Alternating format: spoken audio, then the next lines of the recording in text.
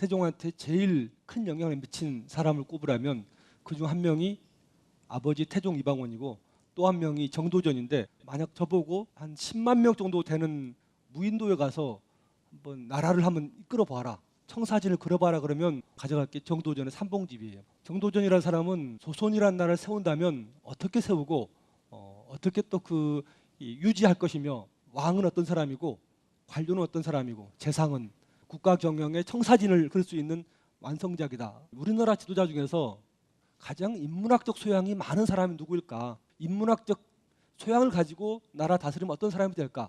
이런 부분이 저는 이제 단연 첫 번째가 정도전을 생각합니다.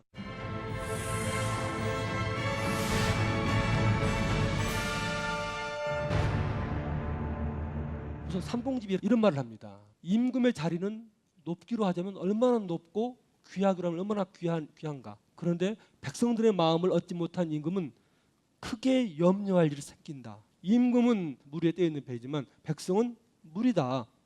물은 배를 띄우기도 하지만 배를 뒤집기도 하는 것입니다. 하층 백성들은 지극히 약하지만 힘으로 이어갈 수 없다. 임금이 그들의 마음을 얻으면 비로소 복종을 합니다. 그러나 마음을 얻지 못하면 돌아서서 뒤집어 버린다는 거예요. 백성들이 복종하는 것과 뒤엎는 것 사이의 간격은 털끝만큼의 차이도 안 난다는 것입니다. 바로 그 아슬아슬한 경계, 그것을 어떻게 하느냐에 따라서 그게 아주 달라진다는 것을 정도전이 말하고 있습니다. 민본이란 말이 저는 한국형 리더십이 가장 중요한 핵심이라고 생각합니다. 백성이 나라의 근본이다. 왕, 재상, 수령 전부 다 나무 가지 열매예요. 뿌리가 흔들리면 나무 가지 열매 다 흔들립니다. 백성들이 뿌리가 잘 땅으로 스며들도록 흔들지만 마라.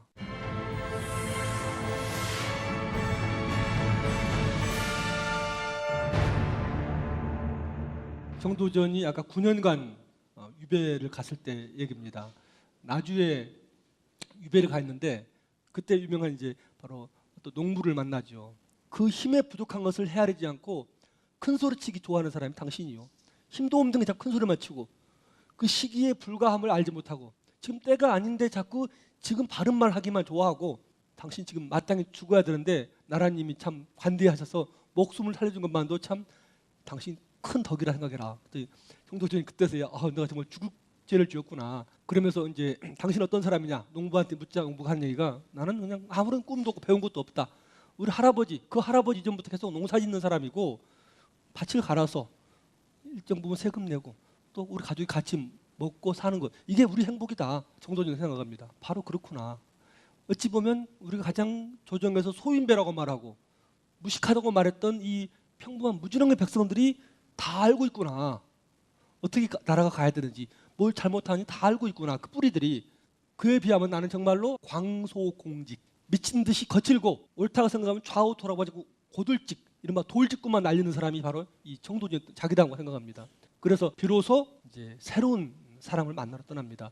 바로 이성계를 만나러 함흥까지, 함경도까지 가는 거죠. 이성계는 거기에서 군사로 하나의 세력을 형성하고 있었으니까 가는 길 때부터 정말로 군대가 정연하고 정말로 흠잡을 데 없이 질서가 잡혀오면서 이런 말을 던집니다. 이성계한테. 참으로 훌륭합니다. 이만한 군대로 무슨 일인들 못하겠습니까? 라고 얘기합니다. 새로운 나라를 세워보자. 이런 걸 살짝 붙여본 겁니다. 근데 이성계가 이게 무슨 뜻이냐? 라고 전혀 모르는 것처럼 첫 만남에 얘기를 합니다. 정도전이 아차한 겁니다. 말을 돌립니다. 이 정도 군대면 우리나라 동쪽과 남쪽, 동남방의 근심인 왜구를 충분히 제압할 수 있겠다. 일반론으로 딱 끝입니다. 근데 그렇게 물러나고 돌아오기는 너무 아쉬워요. 그래서 바로 군영 앞에다가 늙은 소나무에다가 시를 하나 딱 씁니다. 아득한 세월의 한 그루 소나무, 몇만 겹의 청산 속에 자랐네. 언제 다시 만날 수 있을까? 인간이 우러른 사이에 곧 자취되고 만다오. 한마디로 무슨 말이에요? 당신 나 놓치지 마. 나 가면 안 돌아와. 당신 기회 끝나. 이 말을 딱 듣고 이성계가 비로소 이제 얘가 정말 뜻이 품은 뜻이 엄청나구나 생각하고 그 다음부터 성균관 대사성, 요즘 서울대 총장 자리에 추천하고 그 다음부터 관직에 돌아옵니다. 이해 뭐가 있는지 아세요? 위화도 해군이 있어요. 1388년부터 4년 후 뭐죠? 1392년에 뭐가 생깁니까? 조선을 건국을 해요. 불과 4년, 이 4년 만에 조선이 이제 만들어집니다.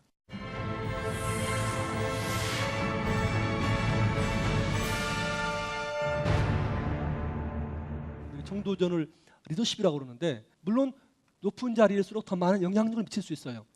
그러나 오늘 정도전이 본 것처럼 상향 리더십, 아래에서 윗사람을 잘 보필해서 좋은 결정으로 가도록 하는 것, 이게 영어로 리딩업이고 정도전은 바로 이런 리딩업을 너무 잘했습니다. 조선왕조라는 큰 대업을 세워가는데 먼저 간언, 자기 주장이 있는 강력한 발언. 이성계가 전제 개혁을 조준과 함께 하다가 역시 기득 세력을 타파하기 어려워서 위기에 몰립니다. 이성계가 무인 특유의 그런 기질로 나 안 해, 나 갈래, 함흥으로 가려고 말을 꺼냅니다. 그때 바로 정도전이 참소, 모함이라는 것은 마치 불길과 같습니다.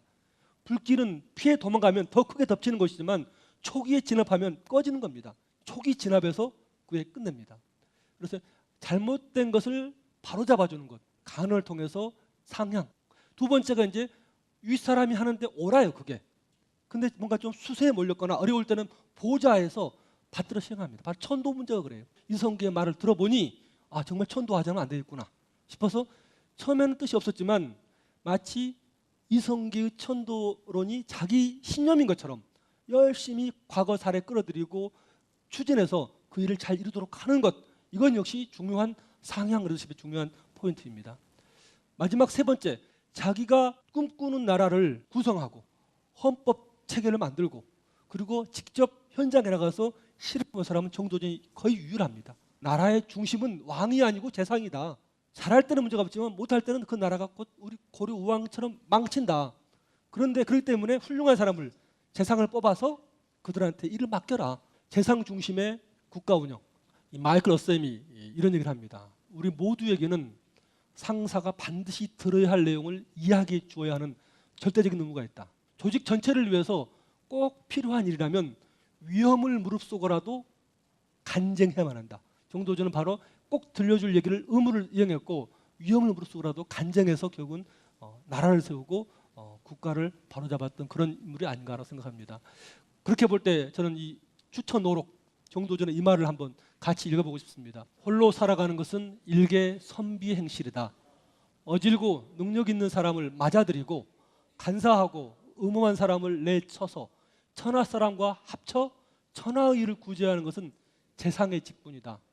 혼자만 고고한 채 이건 안 되는 겁니다. 어떻게 좋은 사람들이 어디 있는지, 어떻게 그 사람 하면 우리나라가 바뀔지, 이런 점을 늘 보는 것이죠. 이게 지금 정도전의 가장 중요한 정신이었고 그것을 위해서는 그가 어떤 어려움도 목숨까지도 던져서 가고자 했던 스케일이 아주 큰, 눈높이가 아주 높았던 그런 한국형 리더가 정도전이라 생각을 하면서 제가 준비한 이야기는 여기서 마치겠습니다. 고맙습니다.